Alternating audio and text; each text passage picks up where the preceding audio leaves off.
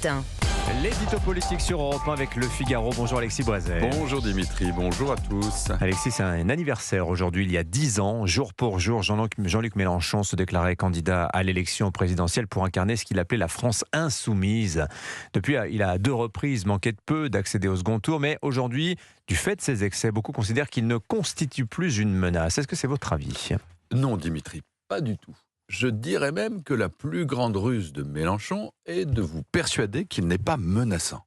C'est vrai, aujourd'hui, sous prétexte que Jean-Luc Mélenchon est, avec Emmanuel Macron, la personnalité la plus rejetée par les Français, sous prétexte que dans les intentions de vote, il est loin, très loin de ses scores d'antan, certains, comme François Hollande par exemple, se rassurent à bon compte en affirmant que cette fois il est cuit, fini, discrédité par ses outrances, et qu'à la présidentielle de 2027, il fera au mieux de la figuration.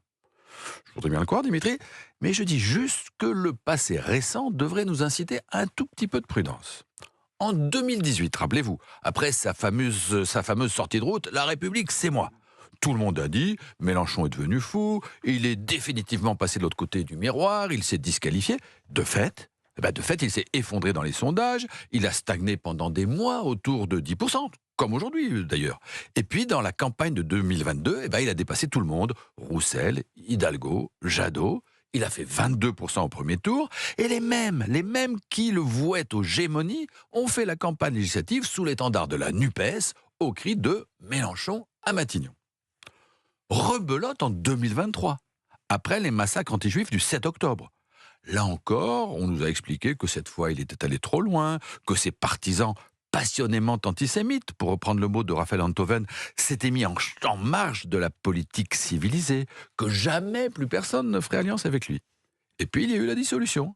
Et en moins de temps qu'il ne le faut pour le dire, la gauche qui se bouchait le nez a fait le NFP.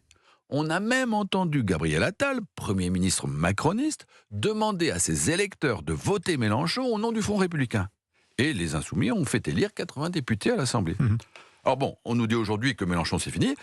Quand je vois l'état du pays, permettez-moi un peu d'en douter. Qu'est-ce qui vous fait dire cela, Alexis ? Regardez, Dimitri, les passions qui animent la gauche, les slogans qui la font vibrer.